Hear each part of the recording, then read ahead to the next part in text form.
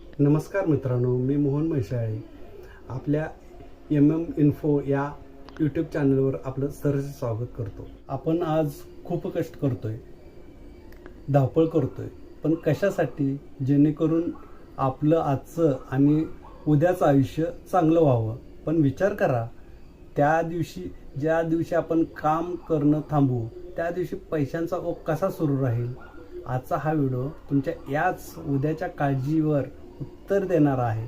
आपण जाणून घेणार आहोत EPF 1995 पेन्शनचे असे 5 फायदे जे तुमचं निवृत्तीनंतरचं सगळं आयुष्यच बदलू शकतं. अनेकदा आपण आपल्या पगारातून PF कापला जाताना बघतो, पण अनेकदा हे माहीत नसतं की तुमचा 12% हिस्सा EPF फंडात जातो आणि मालकाचा जो 12% हिस्सा असतो त्यापैकी मोठा भाग म्हणजे 8.33% हा थेट तुमच्या पेन्शन फंडात जातो, म्हणजेच EPS खात्यात जातो.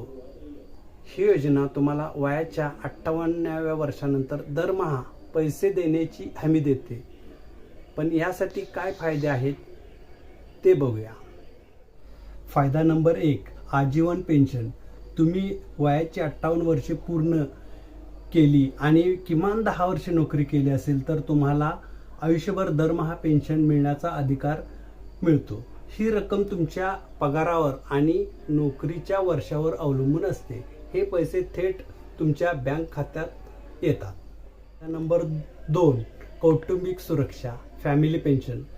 देव न करो, पण जर सभासदाचा नोकरीत असताना मृत्यू झाला तर ही पेन्शन बंद होत नाही. ती त्यांच्या पती किंवा पत्नी आणि कमाल 2 मुलांना वय 25 वर्षापर्यंत मिळते. हे तुमच्या कुटुंबासाठी एक आर्थिक संरक्षण कवच आहे. फायदा नंबर 3, अपंगत्व पेन्शन.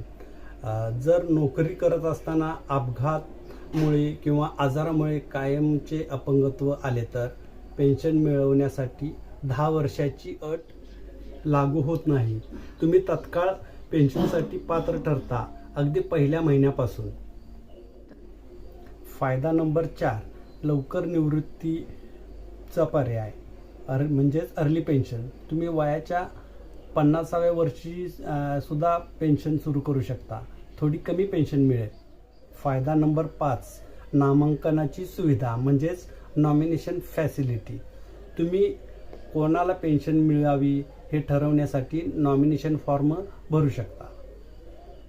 तर मित्रांनो, EPF 95 ही केवळ एक सरकारी योजना नाही, तर तुमचं आणि तुमच्या कुटुंबाचं सुरक्षित भविष्य आहे. जर तुमच्या मनात काही प्रश्न असतील तर मला कमेंट करून विचारा.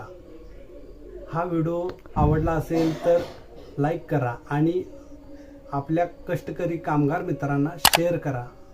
आणि अशाच माहितीपूर्ण व्हिडिओसाठी चॅनलला सबस्क्राईब करायला विसरू नका. धन्यवाद.